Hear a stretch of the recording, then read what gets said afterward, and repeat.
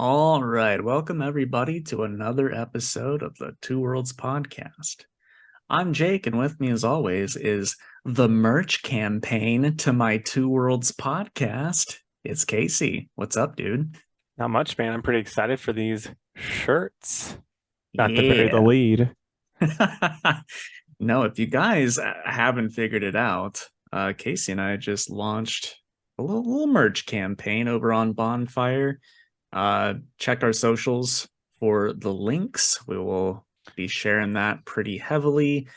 We've got a couple You of can you t-shirts. can do the old sharing screens right now, bud. You're right, I can. I can do that. Now, one thing that we don't have yet, it's leggings with our faces on it. Because we haven't decided who's going to be on the butt, who's going to be on the crotch. So let us know. We'll do a poll on Spotify, and you can let us know who you want on your crotch, who you want on your butt, and we'll go from there for the leggings. All right, let's see if this is it coming through.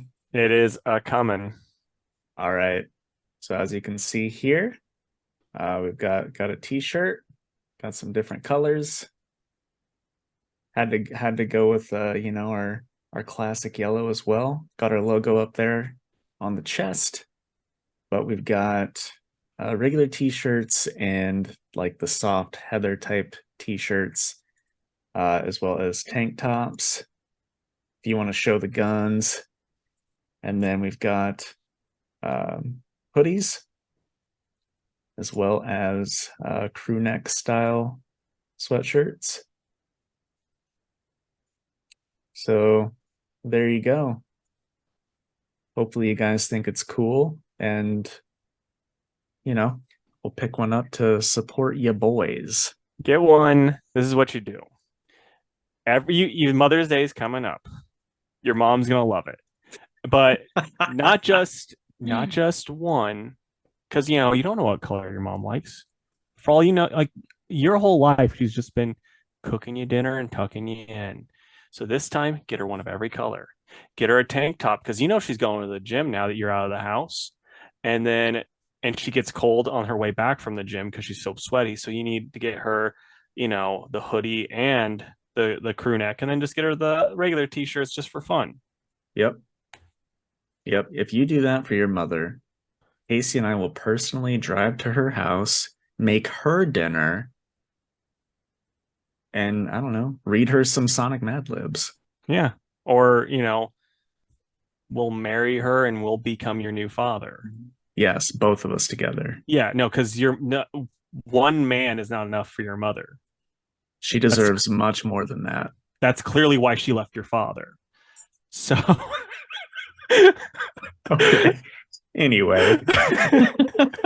But so for seriously, guys, yeah. Mother's Day, Arbor Day, my birthday's coming up, get me one, all that stuff. Yeah. And if you do, it would be super cool if you guys would take a selfie in your Two Worlds Pod merch and tag us in it, send it to us so we can see and share it. And it would mean a lot. So there you go. All right, man. So I've got like Free Comic Book Day was Saturday. So I've got a couple stories before we get into the news that are based around that. But before we get into that, real quick, I made a note to talk about this. We're getting into NBA cast here for just a hot sec. How or what are your thoughts on the Jokic technical from last night with the Suns owner? Okay, so as you know, I'm not a Jokic fan at all, but the owner is in the wrong 100%. He had no right holding the ball. He Or held on to the touching him? Yeah. I mean, he got the ball, and then any normal fan would have to give it up or they would have been told to leave. But since he's an owner, he had the special privilege of not doing that. And Jokic had every right to take the ball back. He overreacted, but like Jokic does. But then the owner put his hands on Jokic, and no, the owner deserves to get some ramifications, but I don't think he did. So that's kind of bullshit. No. No, I see the Jokic did not get suspended, but he did get fined 25 grand. And it's like, man, find that guy. Yeah. Or But both of them. Like, yeah, whatever. it should be like they should both be fined a like an actual percentage that's going to do something. Because 25 grand for Jokic is nothing, and 25 grand for that owner would be nothing. So it should be like, I don't know, 5% of Right. their yearly salary gets fined. And then that would be like, oh shit. Yeah. Maybe I maybe shouldn't I do that. maybe I shouldn't be an idiot. Right. Yeah, I agree. And then that fine goes into the Two Worlds podcast fund that they buy shirts from. Yep. And Jokic is stuck wearing a tank top for the rest of the series, and so is the owner. But a small. Yeah, the owner has to wear a Jokic size, and the Jokic has to wear an owner size. Can you imagine if that were a real punishment? That would they're be like, so they're funny. like, well, what's Two Worlds podcast? And they're like, Adam Silver, he's the biggest fan. He's like, you haven't heard? It's my favorite comic book podcast. I don't even like comic books, but I just love these guys. Dude, can you imagine how bonkers it would be to get Adam Silver on the podcast? It'd be the most random guest spot ever. I would love it. I'm gonna Yeah, start tweeting at him. nice. he's like, he's like, oh yeah, this account with 33 followers. I'm really gonna listen to them. Follow us at two_worlds_PC. Up those numbers. Dude, I know the Twitter numbers aren't great, but the Instagram ones are. We're up Well, to brag about it. 890. Nice. Yeah. So there you go. We are famous. You need to start tagging Adam Silver and stuff. See if he'll come on then. Yeah, for sure. We'll call it the Silverback cast. All right. So my two little stories from this week. So obviously the days leading up to Free Comic Book Day are very busy. I've got a lot to do to prepare. And it gets to Friday. And I'm just starting to like rearrange the store and get the books ready to put out. And I've had people in all day. Like, and I'm not complaining about that, but it was like the busiest Friday before Free Comic Book Day I've ever had. Most people wait till Saturday, right? Which is crazy too, because it was such a light week, at least for us. Did like Yeah. your other book, like, was there a lot of new books for other folks? Because No, that's crazy, man. no, it was just random stuff. Yeah. But I had some pretty annoying customer interactions Friday leading up to this, and then this one was just like the dumbest one.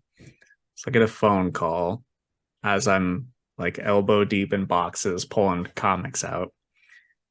And people do this all the time. He's like, "Hey, you have that issue where Wolverine's getting crucified on the cover?" As if I just know every single comic cover that's ever been printed. I'm just like, I don't know, man. Like, you know the issue, like, you know the series, the issue number, like anything.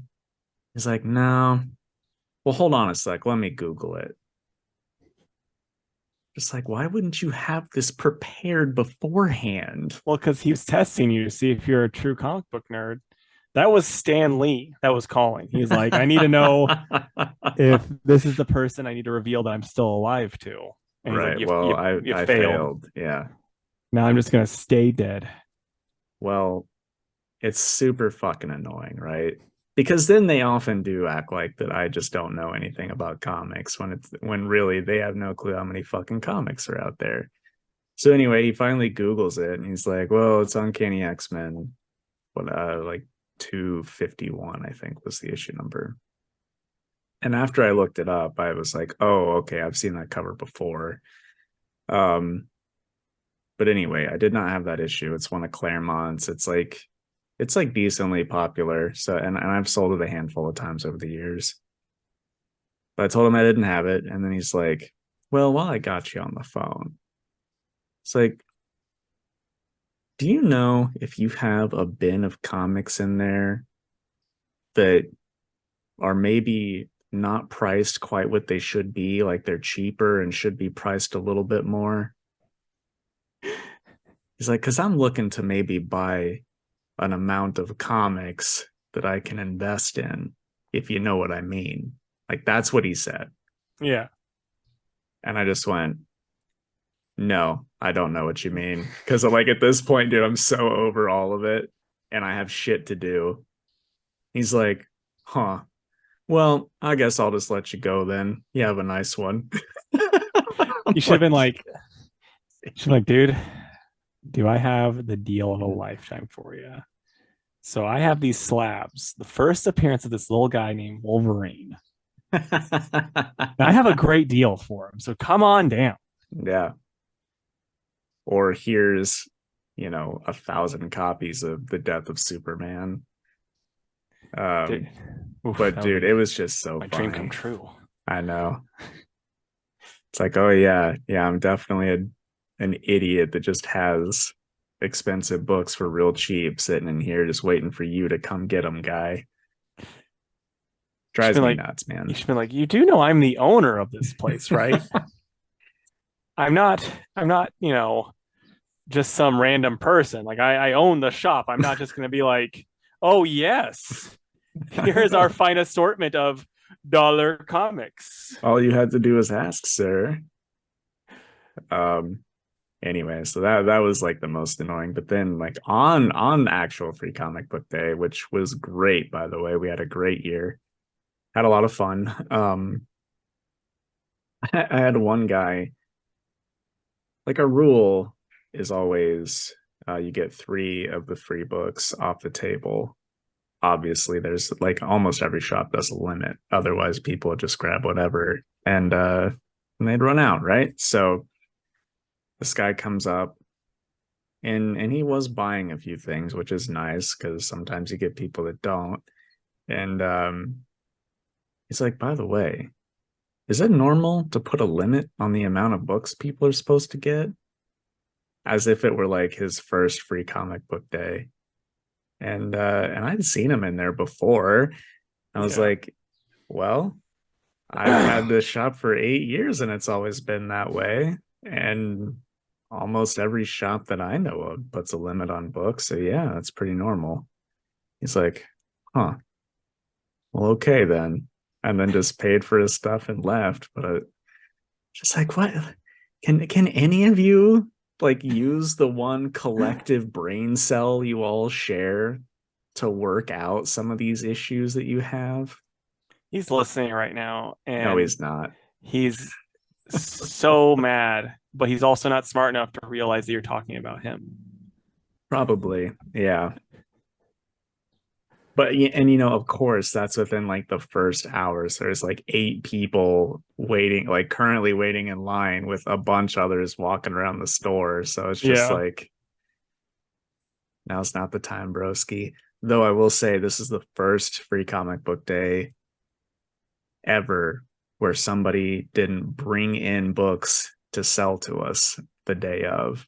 Yeah. And that is always just the worst. But anyway, It's just crazy that you've had the shop for 8 years. I know. Makes me feel old, not gonna lie. I know, dude. Same. Bought her in March of 2015. So Wild, man. I know. And look how it's changed me. No longer the bitter old curmudgeon I used to be. Anyway, so how about some news, huh? Yeah, not much. Well, there's some good bits, just There's not some, not a lot. yeah, we don't got much. Just there's just this is a pretty small week just in general for Yeah. those that are listening. You want to get through yours first? Yeah, all of mine. So Mm-hmm. Sweet Tooth has been renewed for a final third season. Still need to watch the second season, but at least it's getting an ending, I guess. That's it. That's all my news. Over to It you. is that one that should have more than 3 seasons? I don't know. I mean, They took forever to get the second season out, so I'm just kind of glad that it's getting that. Yeah, I feel you. All right. So some Witcher show news. I saw this week that Netflix has tapped the Shadow and Bone director for a Witcher spinoff that's based on a group of characters from the books that are called the Rats. And they're the group that I think it's during book 2 or 3 of the actual story, not the short stories. But Ciri joins their band for a good stint and has a little relationship with one of the gals in the Rats. So pretty interesting. Wasn't expecting that, especially like any sort of spinoff news after the Henry backlash. So we'll see. I'll be surprised if they finish out the series, like do one season per book sort of thing. I'll be really surprised. Are you excited at all? Because just from stuff I've read online, it doesn't match up close to the books and it's getting further away now that Henry's gone. So it's like, is there any part of you that's like, oh, this might be good, or you just kind of like don't know about that? More of the latter. Um, Obviously, I'm gonna watch it. You all know how much I love The Witcher, but it's one of those where they have to like, and this sounds so douchey, but like prove themselves to me. You know what I mean? Uh, yeah, that's where I'm at with it. But anyway, all right. So this week it was announced that Jim Lee has been promoted to the president, publisher, and chief creative officer of DC. So maybe now we can finally get the fuck away from Flashpoint in every single medium. But definitely some mixed thoughts on this online. So what are your thoughts on it, man? I don't know. It just seems like I don't think anything's going to change. Jim Lee's had a high position for a while, and it just seems like every couple of years they're like, yeah, we're going to tack some new things onto his title and he's going to make more money. And that's it. And everyone's like, I mean, at the very least, everyone likes Jim Lee as a person. So they're like, at least he's making money. Yeah, for sure. What about you though? You do you think anything's gonna actually change? Because I mean, I genuinely think that they might cool it a bit on Jeff Johns stuff, you know? yeah, Because he was uh, the chief creative officer, right? I mean, he hadn't been for a minute. I know that. Like, I don't know who was the last. I mean, last one, but because he's been kind of after some of the backlash with the whole Hamada and all of them, with the racist allegations and stuff. He kind of stepped down or something happened where he lost a lot of that. So, but Well, he either still had way, he still had like hoping. he's he still has a lot of pull. Like I have a feeling it's still going to be a lot of Jim Lee going. Yeah, creative people know how to do creative things. I'm not going to step on too many toes because I'm not a businessman type of shit. I really think that's what's going to boil down. So we're going to get more kind of the fluid continuity like we have right now in DC, which I'm not a huge fan of because it's like, come on, this is like one part of your job. Just pay attention to the damn continuity. If we have to Yeah, as fans, you should have to as writers. right. All right. And then my last bit of news, and definitely the most exciting news. I think on Saturday all this dropped, but we're getting a couple new mini series from DC. The first one is a Wesley Dodds Sandman series. It's going to be 6 issues. That's going to start in October. It's written by Robert Venditti, and the art will be done by Riley Rossmo. Then we're I'm glad you getting, didn't dry heave as you said his name. and no, I mean I'm not the biggest fan, but love me some Venditti. His Hawkman was just top tier. So I don't know if he can fix Hawkman continuity. I can't wait to see just him having some fun with Wesley Dodds Sandman. Um, let's see. Okay, the next week we're getting an Alan Scott, The Green Lantern by friend of the podcast, old Timmy Shares, with art by Sion Tormey. And then a Jay Garrick The Flash by Jeremy Adams with art by Diego Olor Olortegui. So sorry about that pronunciation. Um, I'm gonna guess though that we share an overall positive and excited opinion about these announcements. Yeah, no, I'm gonna read all of them. Do we have a release date on the Jay Garrick and the Green Lantern? And is the Green Lantern book just gonna be called The Green Lantern, or is it gonna be Alan Scott, The Green Lantern? Alan Scott colon the Green Okay, Lantern, just like Jay Garrick colon the Flash. I So gotcha.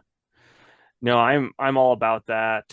Um, yeah, I mean, it's it's a they got good creators on these books, despite your hatred for Riley. it's not a So, hatred. Definitely so not a hatred, but I don't know.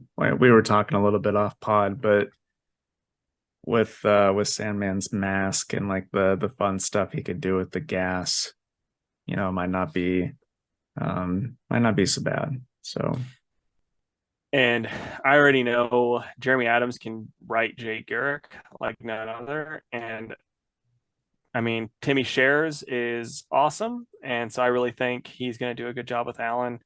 I'm really curious because I think I'm like, if I remember correctly, he's doing the Alan story for the Pride Month issue. So I'm okay. like, and I was already on the fence about getting that because I think like some other good, really good creators are in that book. I'm like, but $10. But now, like with this probably being like a precursor to what he's gonna be doing in, Alan Scott, the Green Lantern, I'm like, might have to, might have to get it. Yeah, I feel you, man. Overall exciting stuff. Um, I talked to a couple of customers on Saturday after the Sandman news broke. So a lot of them already know already because this week is when that Sandman Mystery Theater compendium dropped. So I sold I sold a few of those, which I was very excited for, and actually just this morning started rereading it because it's been a while since I read that. So um, yeah, we'll see. It's a good time to be a Sandman fan. The Sandman, not that Morpheus fella. But let us know which ones you guys are excited No, for. yeah, and one thing that I will say too, with Venditti taking over, it's like he is such a safe bet if he's writing, at least in my opinion, if he's writing one of your favorite characters, because he just comes off as a continuity nerd. So like Mm-hmm. he's at least gonna try to get the voice correct for the character. There's some people that are writers out there that are like, I know how I want him to sound, and he's gonna fit, and that's gonna fit my nerd. Some people like that, but I'm more of a fan of the Venditti style, where it's like, no, I want him to be the character he's always been. Yep, same. Simon And Spurrier could take some lessons. and then one thing too, I will say, unlike with Hawkman, Venditti's actually a fan of Wesley Dobbs. Like he said that in a tweet, because as you talked to Venditti before, he was not a fan of Hawkman when he took over Hawkman. So it's like if that was that good, he didn't even like the character to begin with. This should be some of Venditti's best work. Yeah, I can't wait. I'm gonna be suggesting it to everybody. Really hope that it sells well. I hope it sells well because I really want Matt Wagner to come back and do some more Sandman. And I don't necessarily think that that's like outside the realm of possibility either, because that Sandman book kind of got the abrupt end. so So we'll see. so if I mean with that compendium coming out and stuff, Black Label. I mean that seems like that's made for Black Label. I don't know necessarily. It is uh Sandman universe across the top, like Dead Boy Detectives and all those have. So I don't know if those are necessarily Black Label, but this is I definitely labeled Sandman universe. Yeah, I mean, I could just see it being Black Label in the same way that the question, like ending, like the deaths of Vic Sage was like, the ending of that and it's all Black Label. I could see that 100% with them bringing this, the Salmon Mystery Theater back for that and, giving him a proper ending, all that type of stuff. Yeah. Oh, that would be so awesome. I hope that it does. And I also hope that they put out the volume two and it doesn't become like countless other DC compendiums that just get the one and done treatment. So, Yeah. Oh, all man. right. Well, what'd you read this week? I read Moon Knight 23, Scarlet Witch 5, Demon Wars Scarlet Sin, Batman 135, and Shazam #1. We read the same amount of books. Oh, won't you look at that? Crazy. So Joe Fixit, #5. The Joker, the man who stopped laughing, #8. The Flash, 798. Batman, 900. I didn't read 135, I read 900. Ah, And funny. Shazam, #1. All right, I'll kick us off. Good. We got Moon Knight 23, really cool cover. It's a team up with Venom. Nice. The Um, Edge Lords. That's their team name. yeah, for sure. But it's written by Jed McKay with art by Alessandro Capuccio. This was awesome. This wasn't like when Venom showed up in 4 and I wasn't really digging it. This was super cool. Dylan Brock, who is apparently Venom right now, who knew? Shows up in the Midnight Mission and because he's being chased by I don't know what this group is called, the new enforcers. Um, but Dylan's like, my dad said that I could trust you if I ever needed help. Um, and then shows him who he is by transforming into Venom. So that was cool. So Moon Knight, comes up with a plan for the new enforcers to come inside the Midnight Mission, and the house is living. So the house is like messing with them on top of Moon Knight and Venom, like beating them up and stuff, which is pretty awesome. This just has so many good pages that I'm about to share with you. So really cool action scene Nice. there. Um, here's another one. And then I bet Venom is very popular with the ladies. I know, right? And then this one's real good too. Nice. Capuccio's art is just insane. But anyway, lots of good action. Moon Knight helps the kid, and the guy that he's been hunting, who's been doing like all the weird sound related mind control and other things around the city. Since the symbiote's like sensitive to sound, Venom's able to lead Moon Knight to where the source of all of it's coming from. But when he gets there, the guy is in like a safe room and calls the cops on himself because he's like, going to prison is going to be better than whatever you're going to do to me. And Moon Knight doesn't like that because he wants to beat the shit out of him. So we'll see. I mean, earlier in the series, he broke into prison to get info from Man Mountain Marco. So, which he brings up in this issue. So we'll see if that happens again. But this was a really cool book. It was my second favorite of the week, but I'm gonna give it a good 9 out of 10. It was really, really good.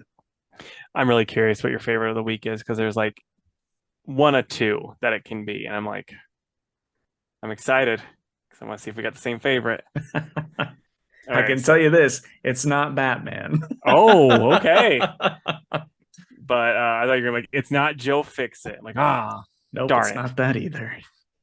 Okay, so Joe Fixit #5 by Peter David and Yildiray Sinar on the art. And so this is fun. We get like it's like, boy, have you ever wanted to see Hydro Man, Whiplash, Electro, Rhino, um, bunch of other just kind of like D-list baddies go at it against Gray Hulk and Spider-Man? No? Well, it's actually more fun than you think. And it's a pretty good time. Like there's one part when like Spider-Man falls and he thinks that Hulk's gonna catch him, but then Kingpin catches him. And like they look at each other and he's like, don't ever mention this. He's like, you either. It's like that type of goofy stuff. And then Kingpin finally just leaves after all this and he's like, get me the hell out of here. And then they end up winning and Fixit and Spider-Man are like, gonna hit like fix like we're gonna hit the town. And Spider-Man's like, I don't want to. And he's like, Penn and Teller are in town, and Spider-Man's like, okay, let's hit the town. And that's basically how it ends. So, it's a fun time. Totally pointless book, but it's a fun time. And it's like a Marvel team. As I was saying from the beginning, it's a Marvel team up with Joe Fixit and Spider-Man, written by Peter David. You can't really go wrong with that. So yeah, I'm gonna say 7.5 out of 10. The art's solid. It's fun. It's just pointless. That's the only downside to it. Sure. All right. Next up for me is Scarlet Witch #5.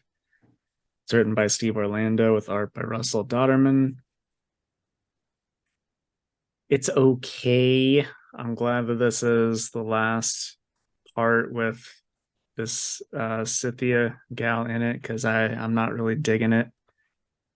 It's just like a lot of fighting, which normally I wouldn't complain about, but you don't really read a Scarlet Witch book for like hardcore action. You know what I mean? Yeah. Um, How's her powers look in hardcore action scenes? Because that I don't know, that'd be tough to do, I think.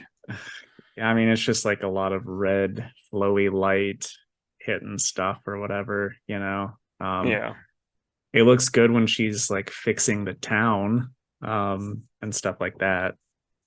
But yeah, anyway. The end is pretty neat though, because the cave where Scythia found that weird metal that was able to block her magic. Um, some kids go in there with like some beer because they're gonna just party in here. But the cans start to transform, and like one goes straight through this kid's eye, which is pretty crazy. Well, I say kids, I guess they're probably like early 20s, or that'd be kind of fucked up. But who did it, Casey? Who made the cans transform and stab a kid? Magneto. It is Magneto. What a Who, dick. by the way, why does he look like such a Bill Frey here? Look at that. Yeah.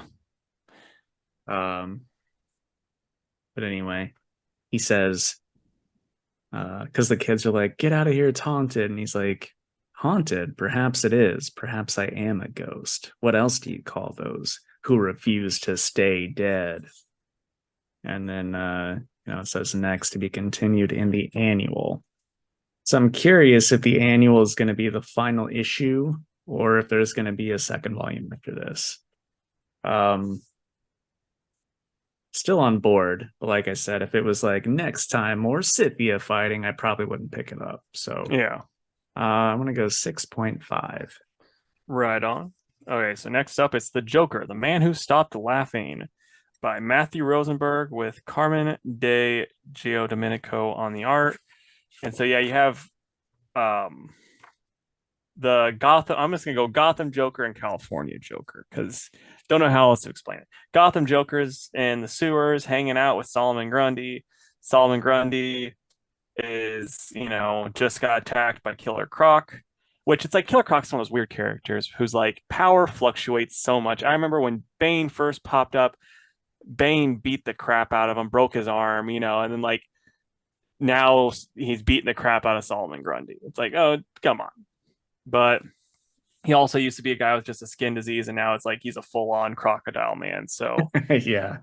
take it as you will. But Joker then is mad that he beat up his zombie buddy, so he's trying to kill Killer Croc. Then it cuts to California, and Manhunter is trying to kill Joker, and it's a fun fight because she's just like being brutal, and it kind of shows. It's like, yeah, I don't know enough about Manhunter, but like I'll just say like let's just say someone that's at like 15% of Batman. I think that's fair to say, but they don't care if they can, kill him or not. They 100% could probably kill Joker or get really close to doing it. Yeah, for Like sure. they don't give any shits. It's just like, oh yeah, this is how much Batman's holding back. So then like, Joker then cuts back to Gotham Joker fighting Killer Croc, and he wraps him up with barbed wire, sets him on fire, kills another random civilian, and then um, Killer Moth shows up, and this is just a fun book. Lots of crazy stuff happens. Jason's there, and the main story is good. The backup, then we have it's the Joker by Matthew. The Joker, No More Mr. Nice Guys, and it's Joker with Matthew Rosenberg with Francisco Francavilla back on the art, and Joker decides to make a device that whenever there's a good guy around, their heads will explode. So then he just starts killing all of the superheroes. Their heads just blow up. They're finding you know, parts of them everywhere. And then, it's like, oh, Joker can't do any crime because there's no heroes anymore. And now everyone's just doing crime because it's only bad people left. So he's like, this is boring.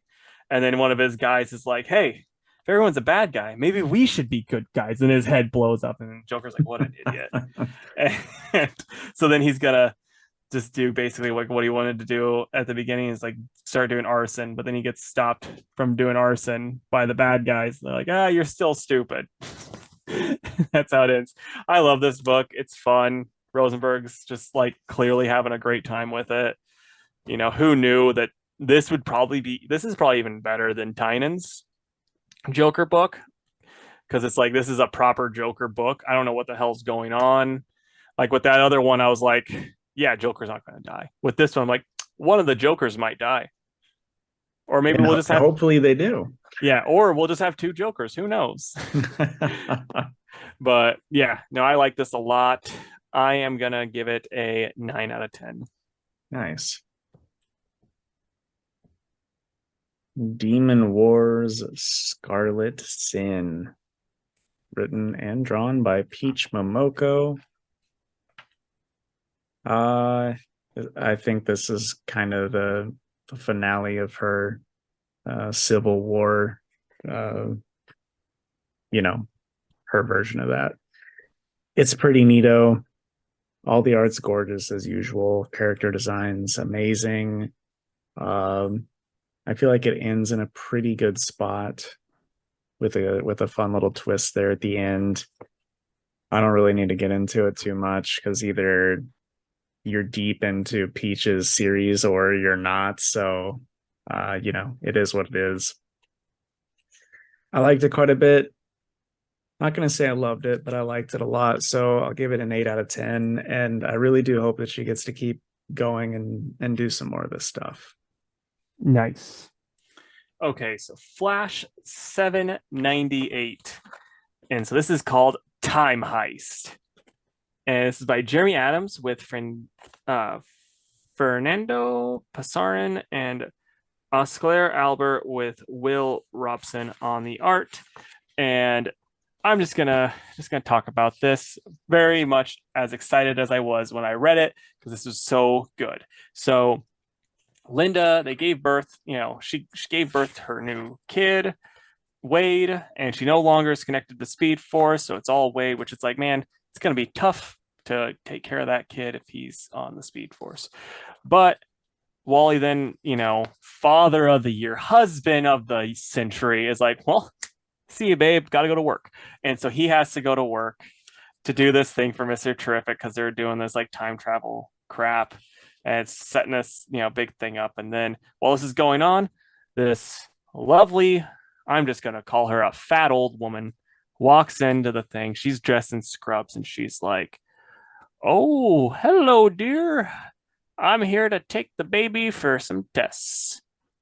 Don't cry, little one. Granny's got you."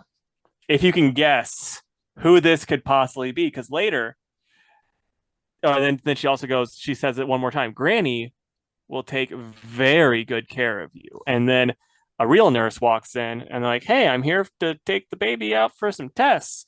And then an explosion happens. Can you guess who the granny was? Granny goodness. Ding. And then out for Mr. Terrific's thing, because like Wally got the call, the explosion happened. Wade's missing. Some weird old woman took him, that type of stuff. And then he's upset. And then there's this voice, a shadowy figure, and it says, "Your son is not dead, Wally West. He's been captured, and our man, will help get him back." I was busy making my own Epstein Island in the Jeff Johns series, getting all them kids gathered together. But don't worry, I'm going to help get your kid back because I'm good at getting kids, apparently. Stop trying to ruin a character I love. I know. But yeah, so they're setting this up. They get a team together. First, they contact it's Booster Beetle, or whatever, like, or I think that's her name, but her, and she's got the thing to help them time travel. And then they get Mr. Terrific's like, "I got a team," which this would have to be really cool for the people that read the Terrifics, because it's that team that he's got. So it's that team plus the Booster Beetle, and then Ace shows up, and they take off. Hound? No, Ace as in Wallace. Oh, okay. And then they take off in the uppercase T. Nice. They can't do a lowercase t, because if it caught on fire, it would look very bad. And then, and so then they're sitting he's sitting in the chair, and like there's one part where they're going, it's like, "Our man, the Warlogog engaged," and then Wally goes, "And make it so." Nice. Yeah. And I'm like, I'm not even a Star Trek fan, but that's great. And yeah, and then it ends with Wally's old pro wrestling multiverse buddy showing up on the windshield. I love this book. Super good. I'm super pumped. Like, the only downside is like, oh yeah, Jeremy Adams, you're not sticking around much longer. But other than that, this is awesome. I'm gonna give it a 10 out of 10. Still not my pick of the week though. Okay. We're gonna have very different opinions on one book. I'm just gonna say that. Oh, Batman's your pick of the week? Yeah. Yeah.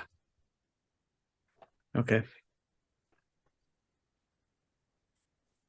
All right, Batman 135/900.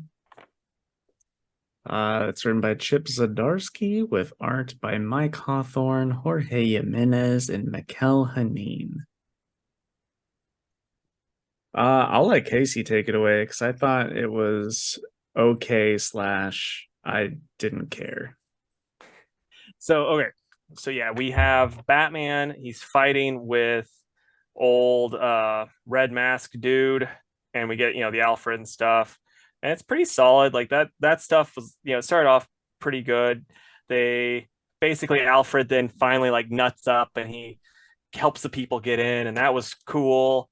And then the dude's like trying to become Joker. The red mask dude's trying to become Joker. But then he realizes he's not able to. He's creating, but he is helping create the Jokers. He's helping to do that by doing the multiverse energy stuff.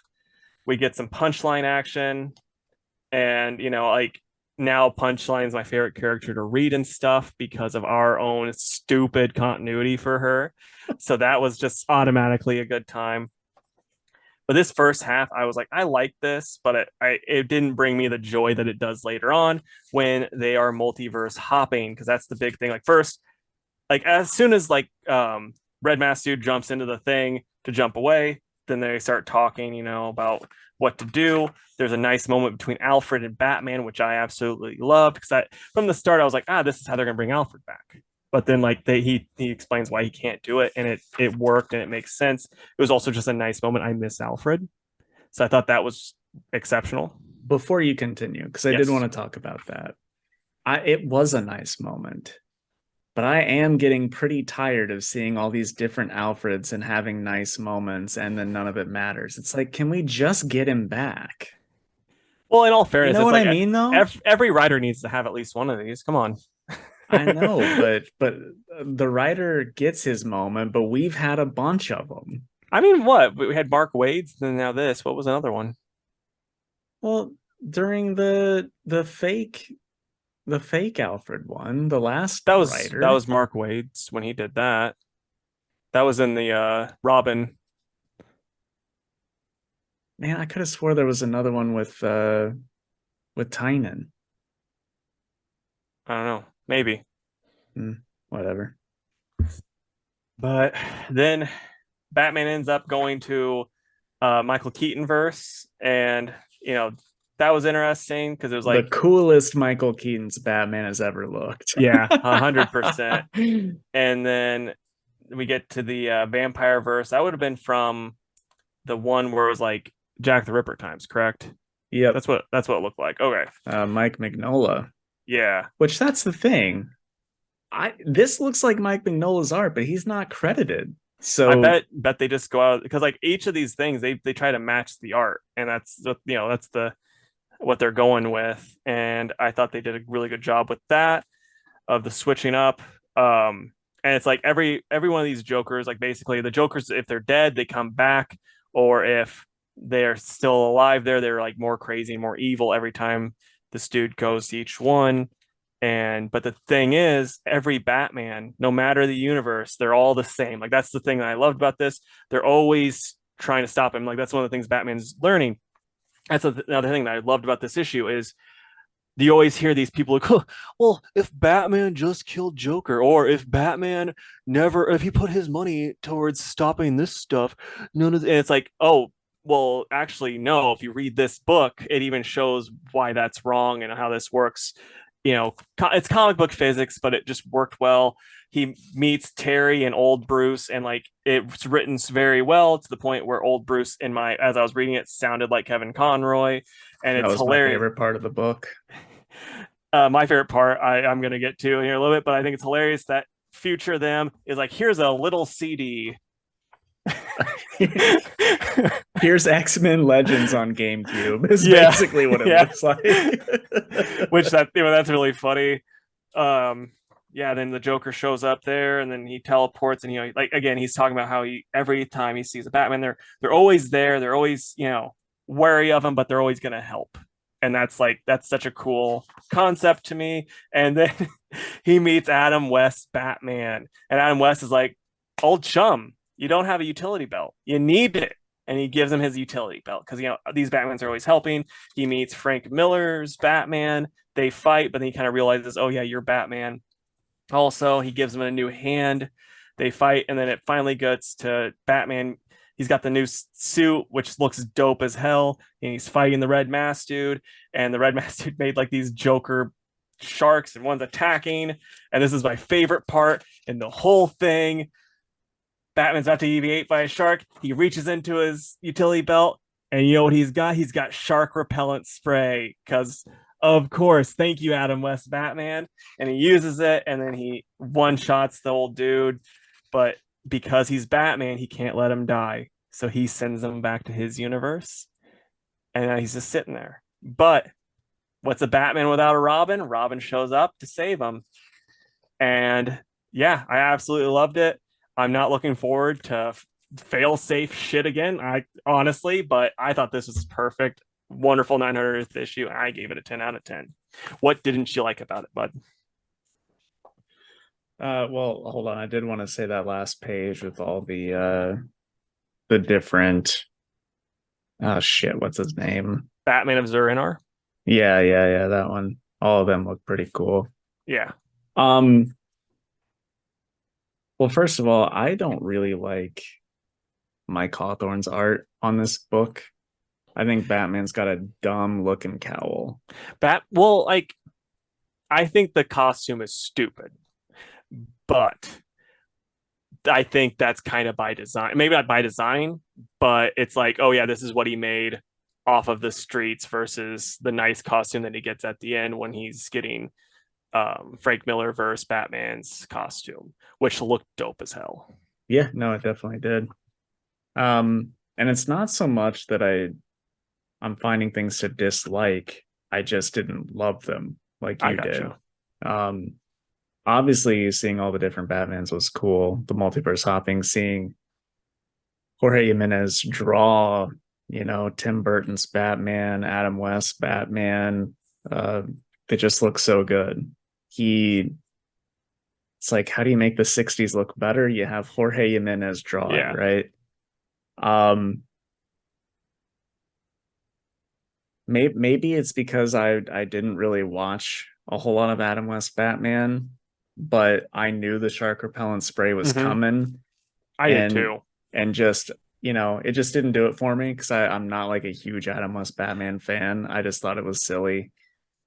Um, but yeah, I don't know. I've just been pretty lukewarm on this Red Mask stuff, and I know that the next issue is just going to be fail safe, so it's just hard for me to be excited about this book. Yeah. No, I hear Um, you, dude. so it's whatever. I'd probably give it a 7. If you want to see all the best Batmans over the years in one book, this is the one. Um, yeah, that's where I'm at. I feel like too, though, one thing that's a plus is like normally DC and Marvel will be like, this is a 900th issue. Let's jam pack it full of other random shit that no one asked for. It's like, yeah, do you want a backup story written by Brad Meltzer? It's like, no. Well, you're getting it. I will say So this. You made me improve the score by bringing up the fact that they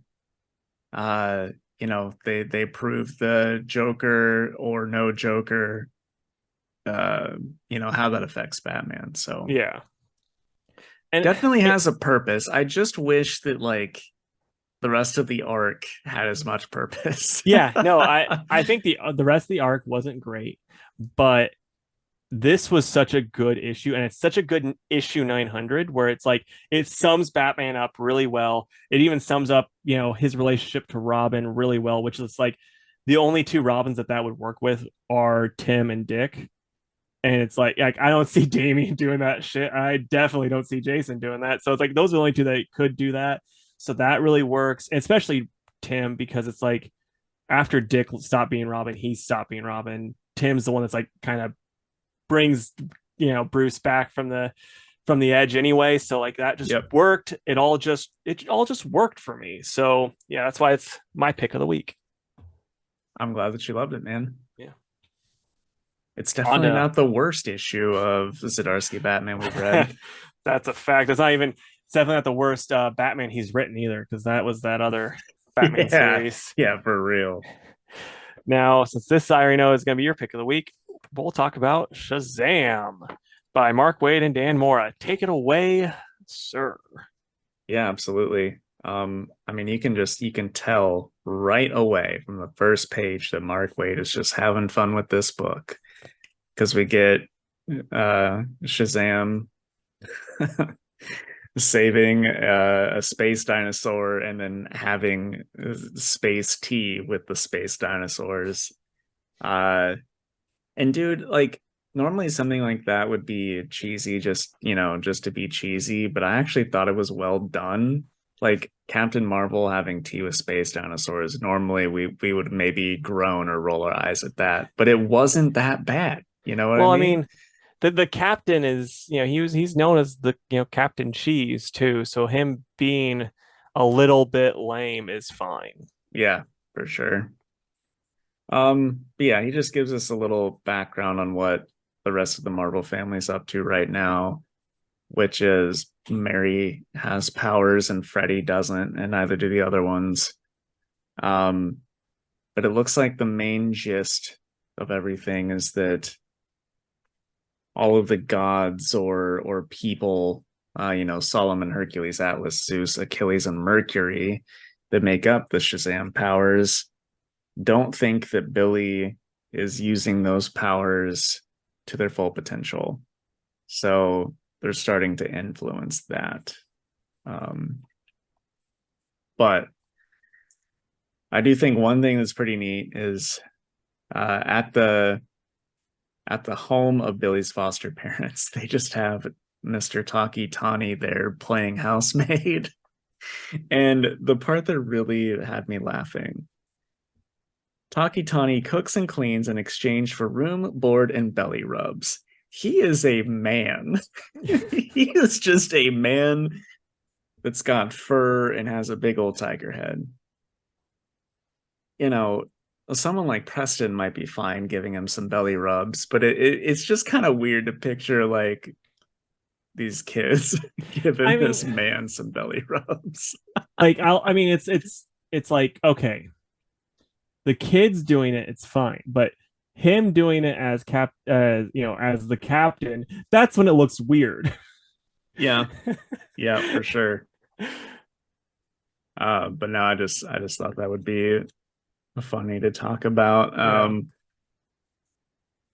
Yeah, Billy essentially runs like a YouTube channel for Captain Marvel related news, which is pretty funny.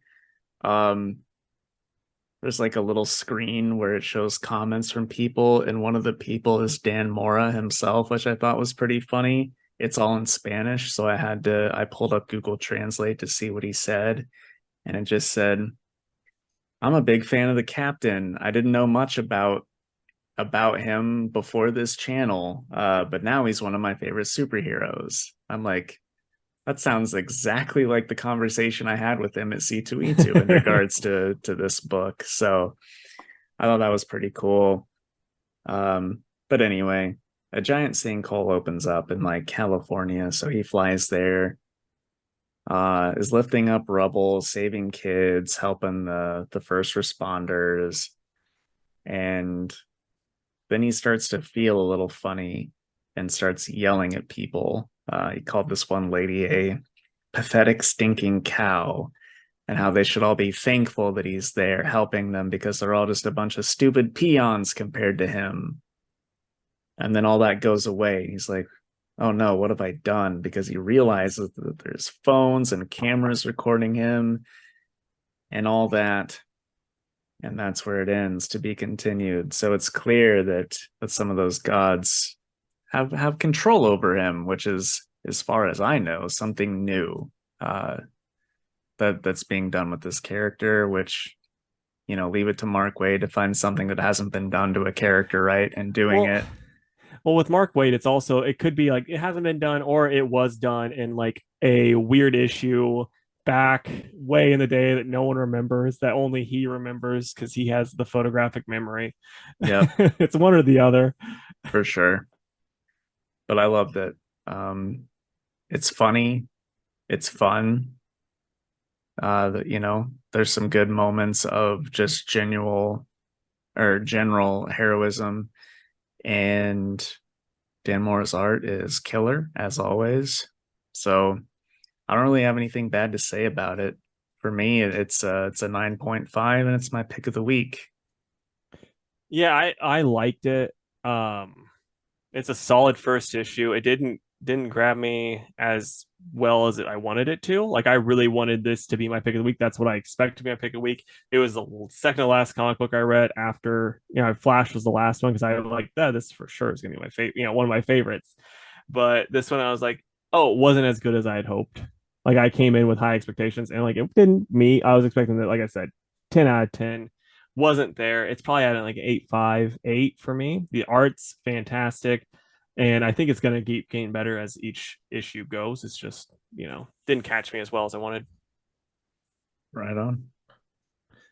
So, man, with this gigantic week coming up, what are you looking forward to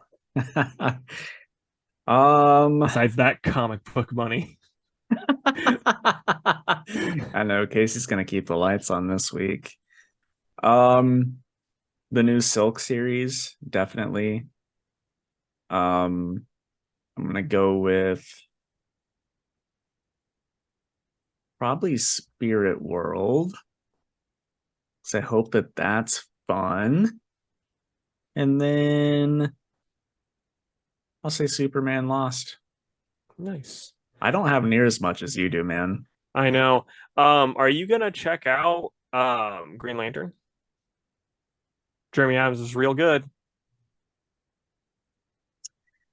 Because I don't have a lot this week, the answer is probably. Nice. Hope you dig it. I hope I dig it too, because that's on my choices is gonna be Green Lantern, Godzilla always, and then I will say actually I'm gonna cross Godzilla out. I'm gonna say Saga because of course, and then the Nasty because friend of the podcast, and in the first issue was very good. Yeah. Also, there's a new King Kong book out, so that's cool. I mean, maybe. We haven't had good luck with the Kong books in recent memory, so I'm like, maybe this one will be good, or it's gonna be bad like the rest. But Well, one of the variants I ordered is special for you because it's somebody that you really like. So even if you don't like the book, Gorilla Greg? no, a cover artist. Oh, okay. Is it someone pretending to be Gorilla Greg drawing the cover? Maybe. Okay, but now it's Fantastic Four time with three Golden Age characters that we haven't seen in really forever getting their own books, are now getting their own books. Why don't you come up with four random characters that haven't had their own books in a while that you're like, yeah, I miss them. I'd like to see them get their own books. Sure. One that comes to mind, it's going to be a lot more DC because I like weirder slash more obscure DC characters that don't get books too much anymore. One that has somewhat recently is Mr. Miracle, but I want one that's not written by Tom King and is actually Mr. Miracle. And then for Marvel one, I'll say the Warriors 3. I just think a Warriors 3 miniseries could be a lot of fun. We already know who'd be writing that too. It would be Torn Grownback. But yeah, I know, right? But see, the thing is like that's one where if they were like, hey, it's written by Jason Aaron, I'd be like, okay, it's gonna be good. He Yeah. does those characters well. And then I'm gonna say Wildcat, because if these other three characters can get a 6-issue mini, why not one about Wildcat? I think that'd be super fun. Yeah. And lastly, to no one's surprise, Our Man. I feel like at this point we might just get a Jeremy Adams Our Man miniseries because he Right. keeps bringing him back in Flash. So, and when I say Our Man, I'll take Rick, Rex, or the android whose name I'm blanking on. Just do Our Men, and Our Men, you have all yes, three. Have like because Batgirls. yeah, well, you could have because it'd be time travel, like the robots has to travel back in time, and he goes back with Rex, and he goes back with the current one, and they go back in the golden age with the other one, Yes, fighting Nazis or something. that'd be fun. Yeah. Also, I just looked it up. The android's name is Matthew. Oh, okay. That's such a terrible android name. Yeah, I know. Especially because in my opinion, his character design is just one of the fucking coolest. Dude, it really is. But boy, oh boy, it's like let's go really hard on this design. Like, oh, cool. What are you gonna name him? Matthew? Like, wish you didn't. Sorry to all of our Matthew listeners out there. Yep, we love you. It's just you're not an android. Yeah. But so yeah, for me, I'm gonna go Elongated Man because love me some Elongated Man. Jake actually gave me a Justice League Elongated Man Detective Chimp book, which I'm like genuinely excited to read. I was hoping you would be. And then for Marvel, I'm gonna go with Thunderstrike. Not Eric, but Eric's son, because it's like leave him dead. Spoiler alert for Thunderstrike, he dies at the end of the series if you haven't read it. And also we talked about Strange where he came back as a zombie for one issue. And then I'll say for DC one, dude, spoilers for 1993's Thunderstrike. Dude, what's hilarious though is like as a kid and like up to reading this, I was like, he looks so fucking cool. What happened to him? And then like I'm reading, like, oh, he's dead. Okay.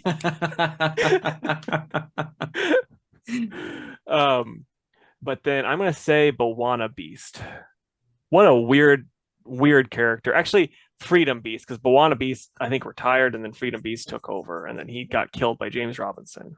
It's just a fun little, Really? I yeah. didn't Because and know Freedom Beast was a thing. yeah, so it was that Freedom Beast happened in Grant Morrison's Animal Man, and Ah, then he got killed in James Robinson's Cry for Justice, where James is like, "Let's kill them all." um, James or editorials cry for justice. I mean, I'm gonna give him the benefit of the doubt, I guess, but yeah, that was a rough time. And I'm gonna try to go with another Marvel. So let's just say, um, let's go with Hydro Man. I don't know what he's doing, but I was thinking about him when I was reading that Joe Fixit book. I'm like, where is he now? Fighting Joe Fixit and Spider-Man. Well, I mean, that takes place back in the day. Oh yeah, you're right. You're Yeah, right. so he's just, Still licking his wounds. yeah. Which it's like, how much water do you need? All right. I think that's the end of the Yeah. episode. Well, guys, closing plugs. And I'm going to start with this. Again, we're going to share the link to our merch page there on Bonfire. So again, it'd be super cool if you picked up a shirt, supported your favorite comic book podcast, or second or third favorite, who knows? Just support us. Buy one for your friends, your family, for me. Um, and then like if we sell enough, we'll make underwear and then you can wear that and send us pictures and we'll say, you shouldn't.